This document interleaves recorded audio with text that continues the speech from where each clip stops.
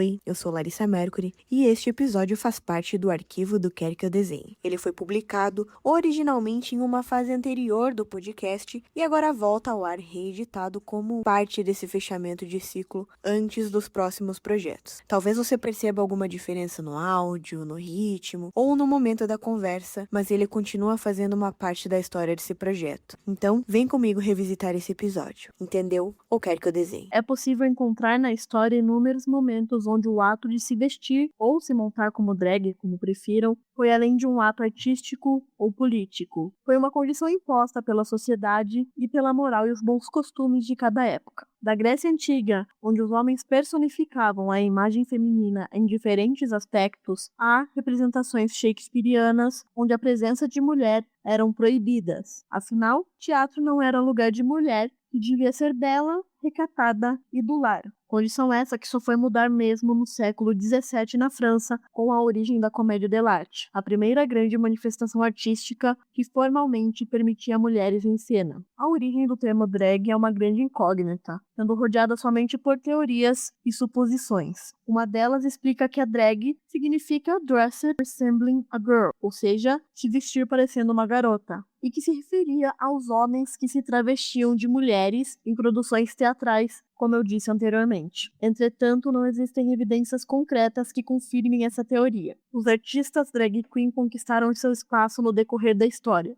tanto nos meios de comunicação em massa, como no cenário artístico. O papel de drag queen se metamorfoseou ao longo dos anos, tanto em sua estética como em sua função. No episódio de hoje, nós vamos falar sobre a arte drag.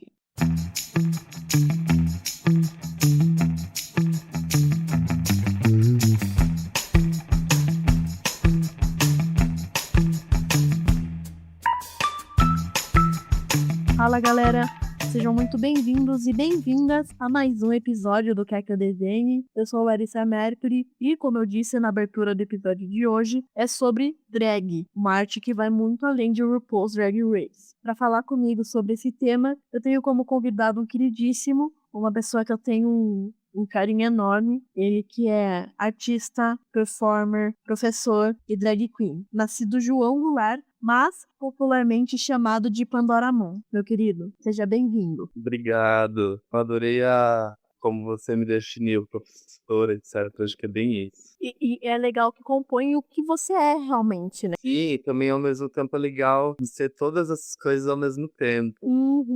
Essa diversidade de atividades cotidianas e artísticas, e ao mesmo tempo como o meu trabalho como, por exemplo, drag, influencia no meu trabalho em sala de aula, ou como a minha experiência em sala de aula me ajuda quando eu estou produzindo um evento, né? Então eu acho que é muito legal vivenciar essas coisas em conjunto mesmo, entender a totalidade, que é muito difícil, mas ao mesmo tempo é um exercício que a gente tem que sempre estar se atualizando. John, eu queria perguntar pra você, afinal, o que é uma drag queen? Então, o que é uma drag queen? Eu acho que essa pergunta ela tem duas respostas. A primeira delas, o que é drag pra mim, o que significa, o que as pessoas entendem como drag na minha experiência, e a outra é o que quando, sei lá, a gente vai dar um busca no Google, que aparece como drag queen. Pra mim, eu acho que é uma coisa mais completa. Trata-se mais de uma vivência que acaba se tornando uma essência de ser mesmo como qualquer outra essência, né? Não é só uma tendência artística, não é só uma personagem, não é só essas características que dizem que a drag tem ser feminino, não é uma totalidade mesmo, é uma essência. E daí quando a gente vai jogar no Google, né, o que é drag queen, ela vai estar escrita como uma tendência artística, na qual independe a sua identidade ou a sua orientação, né? Então, geralmente, os corpos de meninos cis, gays, é que dominaram essa tendência por questões históricas, etc.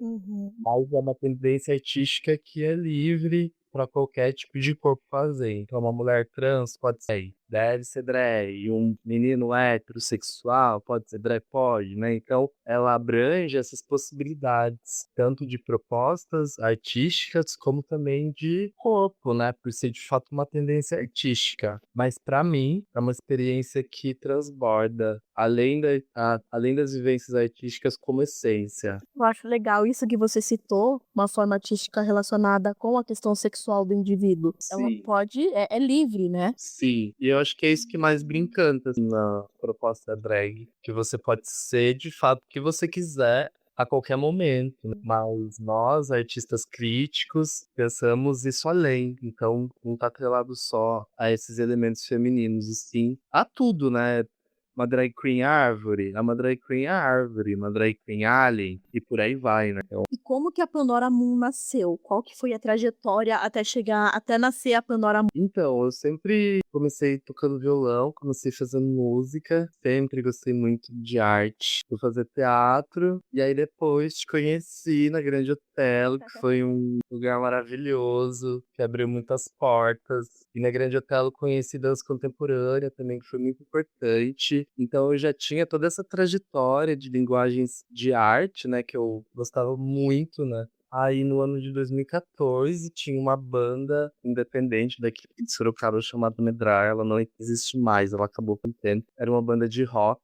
E daí eles me chamaram pra fazer um clipe da música Pai Horácio, aliás, tem no YouTube, vejam depois. E a proposta era fazer um clipe de drag, né? E na época eu não conhecia, tinha pouquíssimas referências do que era drag, topei fazer e acabei me apaixonando cada vez mais, assim, pela proposta. E daí no ano de 2016, depois dessa primeira experiência no clipe, eu continuei me montando, mas a Pandora ainda não existia. Aí em 2016 ela surge, eu tava tendo umas experiências de vida bem doidas, assim, bem especial, e eu decido criar a personagem em 2016 e ela vem aí nativa até hoje. Caramba, levou 2 anos até você construir ela de fato, né? Pois é, e sem contar que, sei lá, é uma construção contínua, né? Atualmente eu tô querendo matar a Pandora. Sério? Sério, não tô querendo mais. Eu tô querendo outra coisa, outro nome. Uma outra persona. É, muito da criação, sobre arte mesmo, né? Que fala sobre processos e do conteúdo tá em constante movimento, transformação. Aí eu acho que não tem por que eu ficar parado numa determinada proposta, assim. Eu quero experimentar o que for possível de proposta. Eu acho que esse pensamento vem do teatro, né? A gente fazia teatro junto e tal, mas eu acho que essa proposta de não se prender a uma coisa e saber o momento de deixar aquela coisa ir embora, né? Desapego. Isso, exatamente. Falar, não tá servindo mais, não tá dialogando com as minhas questões, indivíduo, vou ressignificar. Eu acho que muitas pessoas têm medo de mudar justamente por essa questão do desapego e às vezes vira até uma marca, né? Então, muitas pessoas Sim. viram uma marca e não querem se desassociar daquilo por questões de propaganda mesmo, né? Ah, isso acho que é o mais complicado, né, de todo o processo. Todo mundo passa a conhecer aquilo e depois simplesmente acaba, né? Exatamente. É bonito, é poético, mas ó, é extremamente complexo, né? Sim. É, muitos anos você fomentando um nome, uma identidade pra ir do nada e lá. E ainda mais quando você tem, sei lá, uma figura que tem pessoas que começam a te conhecer, gostar do seu trabalho, né? Daí tem essa questão da marca mesmo, que você falou, de ter que ser uma marca consumível, talvez, né? E como começar do zero, também nem vai ser um zero, vai ser um novo caminho só. Sim. Mas eu vejo muito isso, Lari, no meio drag, assim, que muitas drags não necessariamente vieram do meio artístico, né? Então, alguém tem muita dificuldade mesmo de trabalhar com esses processos de criação e desapegar de uma ideia e começar outra do zero. Entre aspas, é fácil, né? Você criar algo e ficar 20 anos fazendo a mesma coisa, o público aplaudindo a mesma coisa. Eu acho que é massa quando a gente se provoca e busca outras reflexões. Mas eu acho todas as formas válidas também. Tipo, não tem uma fórmula certa. Acho que todas são pertinentes. Existe uma certa desinformação ainda, por mais que algumas pessoas seja bem claro isso que eu vou te perguntar, mas uma outra parcela desconhece a diferença de drag, de travesti e transexuais. Você pode explicar um pouquinho dessa diferença pra nós? Tá, legal. Como eu já disse na primeira pergunta, né, a drag queen tem a ver com essa tendência artística. Não chega a ser uma identidade nem uma orientação fixa. Ela está transitando entre essas propostas, mas acima de tudo ela é uma proposta artística, tem a ver mais com a expressão, que seria a forma que a gente se coloca no mundo através da expressão, né? Diferente da questão da identidade. Quando a gente fala de travestis, mulheres trans, a gente vai estar falando de identidade. Como a Lari me apresentou, eu sou professor de geografia e para os meus alunos eu sempre trago um debate que é sobre identidade e eu levo uma forma didática de trabalhar isso, que é o biscoito sexual, né? Que ele vai falar sobre a identidade, que é na cabeça, que é aquilo no qual a gente se identifica. A orientação tá no coração, que é aquilo que a gente tem afeto sexual e outros tipos de afeto. E a expressão é aquilo que, entre muitas aspas, a nossa roupa, né? A nossa expressão. Então a drag, ela tá ligada mais com isso. E as mulheres trans e travestis se identificam a partir da identidade. O que seria essa identidade trans? A pessoa nasce com características ditas masculinas, mas ao longo da vida, a partir de experiências, ela se considera uma mulher, né? Então, todo esse processo de experiência de vida faz com que essa pessoa, ao longo da vida, se identifique como mulher. Então, ela é uma mulher trans, porque ela não se identifica a partir do sexo que foi designado a ela ao nascimento. Uma travesti não se vê necessariamente como uma mulher. Ela é ligada com as questões do universo feminino, mas não necessariamente é uma mulher, como a mulher trans. A mulher trans é uma mulher com questões específicas, diferente da mulher cis, mas a travesti tá nesse outro paralelo, né? Mas eu já vi bastante estudos sobre a questão travesti e vários estudos apontam vários caminhos, assim. Mas esse que eu falei, eu acho um caminho legal da gente começar a diferenciar a mulher trans da travesti, porque ainda muita gente confunde. Nossa, bacana essa diferenciação, né? A gente saber como lidar e parar de tratar uma coisa como um todo. Então, que na verdade isso vem muito da sociedade capitalista, que ao longo dos processos históricos começa a definir os corpos a partir de uma binaridade de homem e mulher. Mas se a gente for ver, existem tantas possibilidades outras de existir no mundo além do corpo lido como feminino e lido como masculino. Né? Então isso está impregnado nas nossas heranças culturais mesmo. As pessoas que produzem a arte drag ainda são, em sua maioria, homens. Porém, não há regras definidas, né? Nada impede de que uma mulher se monte de homem, que agora são os chamados drag kings. Ainda que seja mais escasso, digamos assim, você conhece alguma drag queen, ou melhor, drag king? Sim, então é muito escasso mesmo, né, Lari?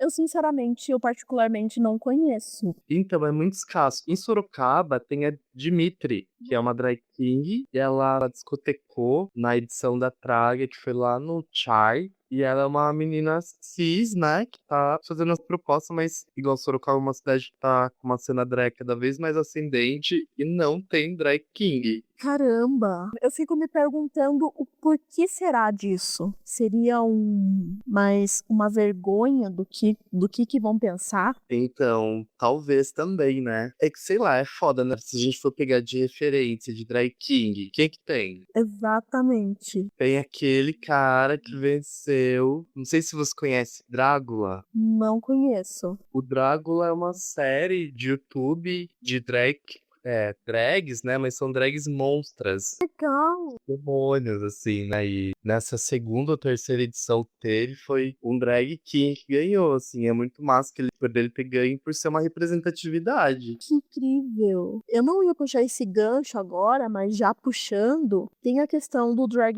Race, né? Sim. Todas as queens que aparecem no programa, em sua maioria são padrões, né? E esse olhar para Drag King é muito mais, como que eu posso dizer, mais escondido esse olhar, né? É uma coisa para se pensar. E eu vou pesquisar mais sobre isso. Sim, mas eu acho que se tivesse referência, assim, didática mesmo, a galera começaria a montar. Porque é muito massa também. Imagina quanto de potência não tem nessa figura. Sim, é pouquíssimo explorado, né? Eu cheguei a assistir um documentário da Netflix, voltado para o design, Abstract. Eu não vou lembrar o nome da designer agora, mas é da segunda temporada. É Cass Holman, se eu não me engano. E ela é uma designer de brinquedos. e ela se veste de drag king. Olha, que Eu legal. achei super massa. Ela participa de concursos, mas ainda assim é bem escasso. Sim. E também você falou da visibilidade da mídia, né? O RuPaul, ele é a drag mais bem-sucedida, digamos assim, de todos os tempos, e ela desempenhou um papel importante para trazer visibilidade à arte drag. Como que você enxerga o programa em si? E ele te influenciou de alguma forma? Então, eu lembro que em 2015 eu via bastante. Eu conheci o Pose, na verdade, em 2015, com a temporada da Bianca. E com certeza me influenciou bastante, me despertou uma curiosidade, né? Como que de fato é a proposta do programa, ser comercial, fazer com que as pessoas consumam. Mas pensar sobre o Drag Race, eu acho que a gente não tem uma resposta assim, ai, é legal por isso ou não, não é legal por isso. Eu acho que tem pontos e pontos a serem analisados. Eu acho que o programa tem algumas problemáticas, né? Como você mesmo falou, existe esse enaltecimento da drag ainda como essa figura feminina e glamurosa. Se a gente for pesquisar historicamente, isso é uma característica da década de 70, da década até a década de 90, né? Que antes não eram as drags, eram as transformistas. Elas tinha que ser feminina e tinha que ser fina, que era um padrão da época de feminilidade, etc. Depois dos anos 2000 a gente desconstrói os corpos andrógenos, o movimento clubber começa cada vez mais a ser uma tendência e isso acaba se disseminando de forma global. Agora o RuPaul's, que vem depois disso, que é contemporâneo desses movimentos, ainda prega uma normatividade extremamente binária, extremamente racista. Geralmente são meninas brancas e magras, né? Tem algumas problemáticas. E eu acredito que essas problemáticas se baseiem naquilo que a gente estava falando, de qual é o ponto da gente desapegar de uma proposta, né? Ao ponto que essa proposta é comercial e eu tenho que fazer que ela cada vez mais se reproduza enquanto capital e não como algo revolucionário. Mas, ao mesmo tempo, eu acho que sim, tem pontos positivos, que ela é uma visibilidade, criou espaço, né? Criou espaço também não, porque as drags são muito talentosas por si, não precisa de ninguém abrindo espaço. Mas foi muito importante, com certeza. Então acho que tem esses pontos positivos e negativos. E qual que é a sua favorita? Nossa, Lara, eu gosto de várias. Eu gosto das mais estranhas. Tipo aí. Eu adoro Alaska. Eu gosto Sim. muito da Sharon. Sim. A Bianca, eu acho ela hilária. A Jinx, Sim. Eu gosto da Detox. adoro. Ai, Detox é muito referência pra mim. Ai, A Bianca eu gosto, a Sharon. bom, pra quem não conhece, o RuPaul's Drag Race é um concurso no qual as drag queens são capazes de competir pelo título e se tornar uma superstar e ganhar $100 mil. Eu acho que é esse o prêmio, né? Já nem sei mais quanto tá o prêmio. Bom, isso tudo é feito através de desafios e todo episódio 2 competidores têm que dublar por suas vidas, né? O famoso lip sync for a life, pra continuar na competição. Now, sashay away.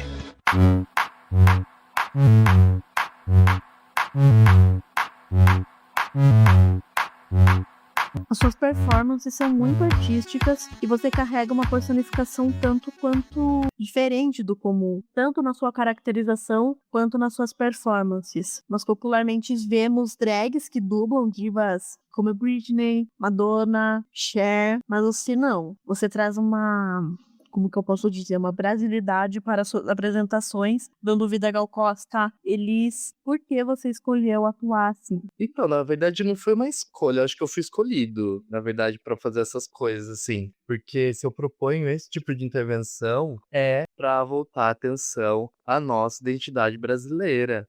A gente tá passando por momentos extremamente críticos e decepcionantes, onde os símbolos nacionais são de, enfim, e pessoas que mataram, né? A gente tá acompanhando muito o que tá acontecendo com os monumentos na cidade. As cidades é aquele lugar na qual a identidade de um povo fica marcada, né? Então, o monumento de um colonizador reflete muitas coisas do passado desse espaço, da cidade. Então, a gente, desde sempre, foi um povo que teve muitas dificuldades de se encontrar em relação à nossa identidade. identidade por conta de todo o processo de colonização. Desde quando os europeus chegaram no Brasil, o Brasil vem sendo violentado de diversas formas, físicas, subjetivas. E se a gente, por exemplo, fazendo um salto, né, hoje em dia, a comunidade G, os gays, consumem o quê? As grandes divas pop.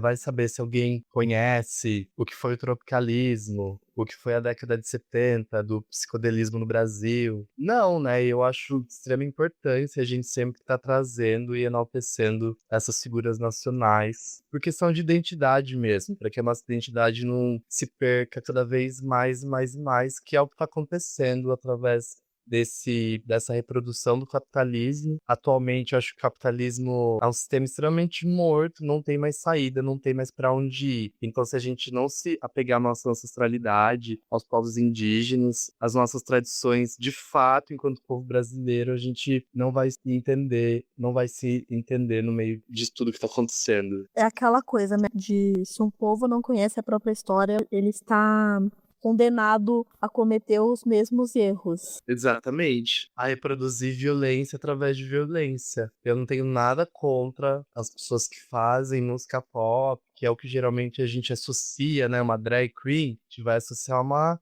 interpretação de uma música pop, mas isso é uma questão histórica também. Desde o começo, as drags têm essa referência estrangeira e nunca nacional. E sei lá, trazer Elis Regina, Gal Costa, eu acho que é o mínimo do mínimo que eu posso estar fomentando enquanto identidade nacional, assim, né? Pra ver se as pessoas ou acham diferente, se não através disso, ou vão buscar depois, né? E quais são as suas referências? Eu busco muito referência de artistas nacionais de outras linguagens. Por exemplo, eu tô há muito tempo gostando muito de Tamar Assunção, que é um artista preto brasileiro maravilhoso, que começa o movimento independente musical no Brasil. Quem não conhece, escutem, ele é muito massa. Eu gosto também muito de Ney, Secos e Molhados foi muito importante pra mim. Dizzy Croquettes foi muito importante pra minha trajetória. Eu gosto também muita coisa de dança. É legal você citar os Dizzy Croquettes, porque são desconhecidos hoje, né?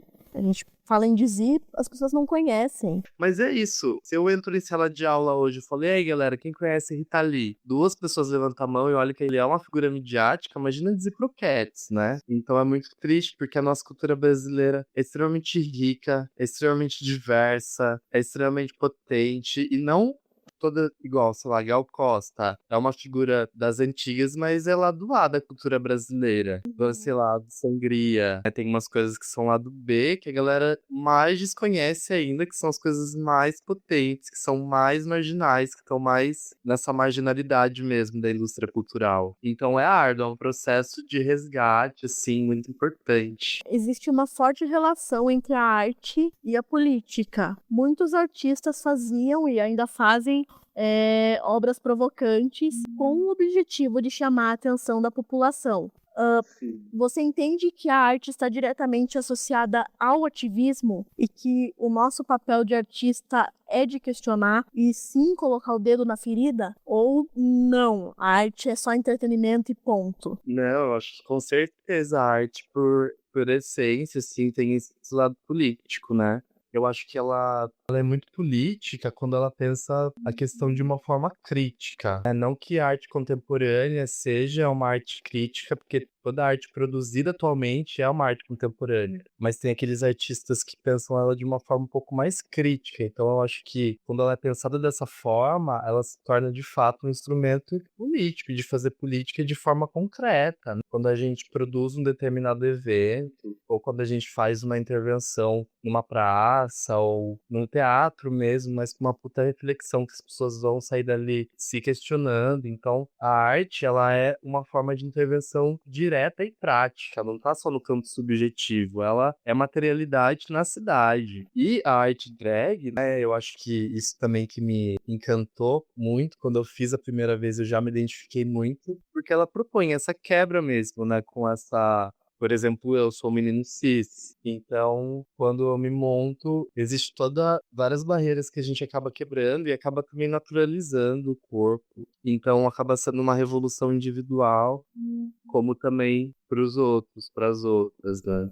Você acha que a arte drag é ainda muito marginalizada? Então, eu acho que depende da escala. Em escala global, não é marginalizada, porque como a gente estava até comentando agora, né, RuPaul's, etc., existe já uma visibilidade, já existe um mercado, uma indústria cultural que pensa atividades LGBTs para o público LGBT, porque ele já se tornou um público extremamente consumista de tendências. Então, se a gente for pensar a arte drag em escala global, ela não é marginalizada, ela é mainstream. Talvez já foi, mas atualmente não. Mas se for pensar as cenas drags, a arte drag em escala municipal, pode ser marginalizada sim. Aí depende de qual cidade tá, de qual contexto tá, né? Mas sei lá, em São Paulo eu sinto que ainda não é uma arte marginal. Você acha que tem a ver com o Pink Money, com a questão de Com capital e certeza. Com certeza. Que a gente vê essas comunidades LGBTs com o passar do tempo, né, saindo desses guetos e começando a assumir determinados espaços que antes não conseguiam, né? Então, são vários pontos, assim. Não sei, depende muito, sabe, da característica. Se for uma cidadezinha muito do interior, ou uma cena drag que aconteça numa periferia, aí sim, eu acho que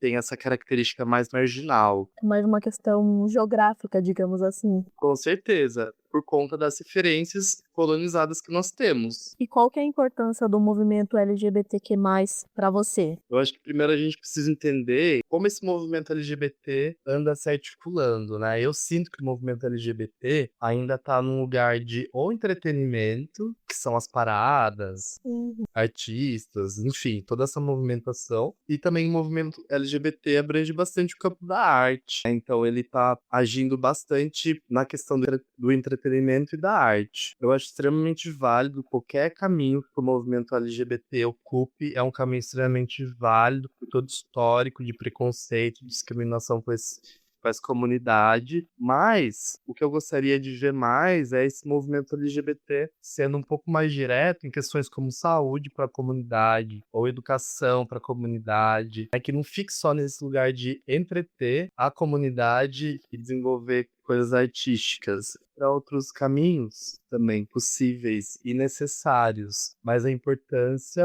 diante da sociedade heteronormativa que a gente vive é de extrema importância. E também vários desafios, a gente está também numas lógicas aí de sucateamento total, né, desse governo, então não existem políticas públicas destinadas para a comunidade. Em Sorocaba mesmo, a gente não tem atividade para a comunidade LGBT, e a cidade tem mais de 1 milhão de habitantes já. O que existe, sei lá, é a parada que a prefeitura investe e só, né? A gente vê algumas atividades no SESC, com os diversos, a Trago, Canec, mas aí é uma movimentação independente. Independente, né? É pautada nesse cunho mais industrial e de empresa, etc. John, eu quero que você fale sobre o Traga Drag, o que que é esse movimento, o que que é essa... Como que eu posso chamar esse grupo, essa expressão? É um movimento mesmo. Então, é super difícil denominar as coisas, né? Eu tenho super dificuldade. Mas eu identifico como projeto, né? Tipo, não chega a ser um coletivo, porque parte muito de espontaneidades e que tiveram várias pessoas que passaram pelo projeto. Então é isso, é um movimento, né? Independente e Vocês estão fazendo várias lives, tá? a gente fez um festival online agora, que nesse momento aí de isolamento a gente resolveu pedir alguns vídeos para drags de Sorocaba. Tiveram drags do Brasil que contribuíram, tiveram drag de Alagoas, do Rio de Janeiro, São Paulo, etc. E a gente pedia a doação de alimentos ou dinheiro para a ATS, que é a Associação de Transgêneros de Sorocaba, que, enfim, elas estão precisando bastante de suporte nesse momento, e a gente fez esse festival. Até porque a gente também tá num momento de epidemia, muitos artistas estão à mercê aí da sorte, né? As casas de show estão fechadas, os teatros, as oficinas culturais que já eram escassas, hoje, né, tá ainda mais complicado. E eu acho que a tendência é mudar justamente para essa questão mais online, né? Sim. Então, mas ao mesmo tempo é muito importante, eu acho, esses movimentos independentes para a cidade, sabe, Lari? Porque isso que a gente tá falando também, né, sobre esse sucateamento, sobre a falta, da inexistência mesmo de espaços para esse tipo de atividades específicas. Aí a gente queria trazer exatamente no meio disso, sabe? Na época, a drag existe desde 2017, e na época na cidade de Sorocaba não tinha nada de drag, assim. Antigamente, já Sorocaba foi uma cidade muito importante pra cena drag, mas as drags ocupavam as baladas, então o único espaço possível para uma drag era balada. Mas já nesse movimento contemporâneo nosso, é exatamente a ruptura com tudo isso que foi produzido, com essa falta, e é um movimento sobre autonomia, de ir lá e fazer, sabe? De ir lá e criar espaço. E fala muito sobre afeto mesmo também desses corpos, de acolhimento, né? De liberdade de criação artística também. Como é um movimento independente, ninguém vai estar julgando a proposta artística de uma drag. Então, a gente tenta se humanizar cada vez mais, assim. Porque se não for assim, eu acho que não tem por que ser, sabe? Essa lógica também de concurso, que é uma lógica super antiga, né? Sim. Shows de concursos. Meu, a gente sabe quem vai ganhar na sociedade capitalista. É óbvio que vai ganhar, né? Então não precisa de concurso, a gente precisa de diversidade, de outras potências, de outras possibilidades. E eu acho que o nosso caminho é muito por aí, assim. Dar visibilidade, não tirar a visibilidade, né? Exato, não violentar esse corpo através de um concurso, que a pessoa vai ser exposta, talvez até pare de fazer o babado, né? E sim, Nossa. empoderar esses corpos Sim. e fazer com que eles vibrem nessa cidade extremamente conservadora. John, eu queria agradecer imensamente a sua participação. Eu amei ter falado contigo. E também. Eu espero que essa quarentena passe logo pra eu poder ver todo mundo, pra eu poder te abraçar, porque faz tanto tempo que a gente não se vê. Ai, Lari, nem fale, não. Eu até comentei contigo, eu acho que foi contigo que eu falei, que até online a gente não tá conseguindo se encontrar. Ai, meu Deus. Bate um sentimento de nostalgia, porque tudo que a gente conhecia não tem mais. Grande Otelo, as oficinas que a gente participava, as atividades que tinham, né? Não existe mais. É muito triste olhar pra trás e ver que aquilo não se perdeu, né? De alguma forma. Sim. E que sorte que a gente pôde ter acesso, pelo menos, né? Sim, sim. A gente foi uma das últimas gerações que teve acesso a isso. Eu acho que foi a última leva, né? Porque eu lembro que a gente tava ensaiando lá o Pulsar lá na Grande Otelo, depois a gente migrou pro Nativos e meio que acabou lá, né? Ai, nem fale, é uma tristeza tão grande passar ali na Grande Otelo e ver aquele prédio e a juventude de Sorocaba super afim de fazer, sabe? Super na rua. Imagina uma Grande Otelo, assim, hoje em dia, né? Que incrível, não seria? E as pessoas estão ocupando as praças, né? E tem esses lugares maravilhosos, estão fechados, estão caindo aos pedaços, e as praças que agora estão sendo ocupadas. Que é massa também, né? Eu acho assim, tem que ocupar Nada contra a Grande Otelo. Eu fico pensando, tinha piano lá dentro, tinha umas coisas bem legais lá dentro, e, né, que sim, levou. Aham. Meu, tinha muito instrumento, tinha figurino, né? Sim. Meu, tudo foi pro brejo. Mofou, sabe? Aquele lugar também é assombrado, né? Acho que as almas, lembro perfeitamente. É porque lá foi fórum, né? Aham.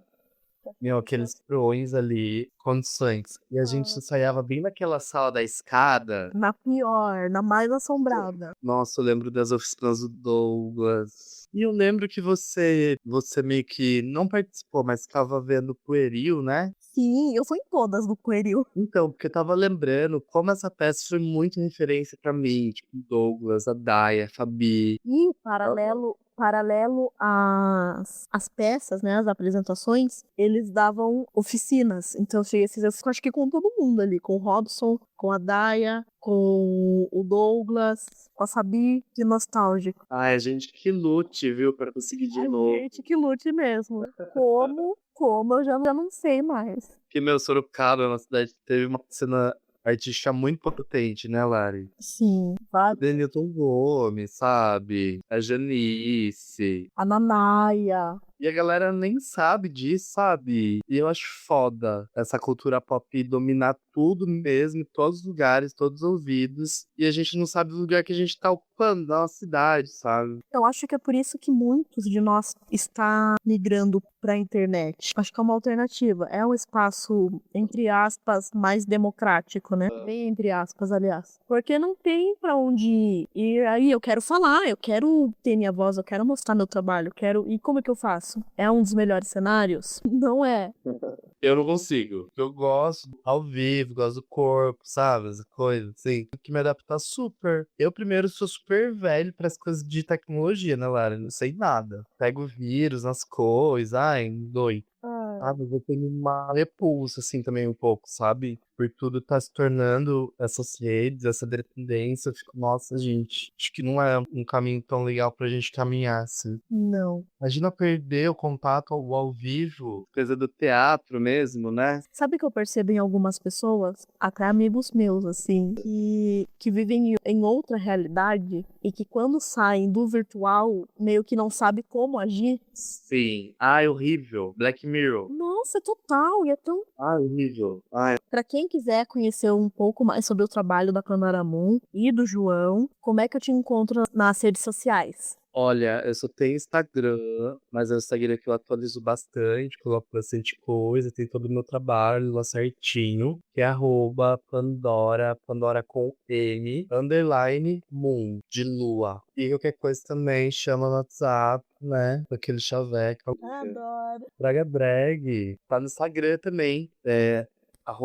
Traga Drag, tudo junto. Arrasou, John, muito obrigada. Obrigado, amor. Eu que agradeço. Adorei. Beijo. Um beijo. Esse foi mais um episódio do Quer Que Eu Desenhe. Espero que vocês tenham gostado. Se você tiver qualquer dúvida, sugestão ou crítica, mande lá no Instagram do Quer Que Eu Desenhe ou na nossa página do Facebook. Beleza? Ah, a Manu tem um recadinho pra vocês. Não deixa de clicar e seguir aqui no aplicativo. Assim eu publicar um conteúdo novo, você será o primeiro a saber. Entendeu? O que é desenho? Arrasou. Arrasou.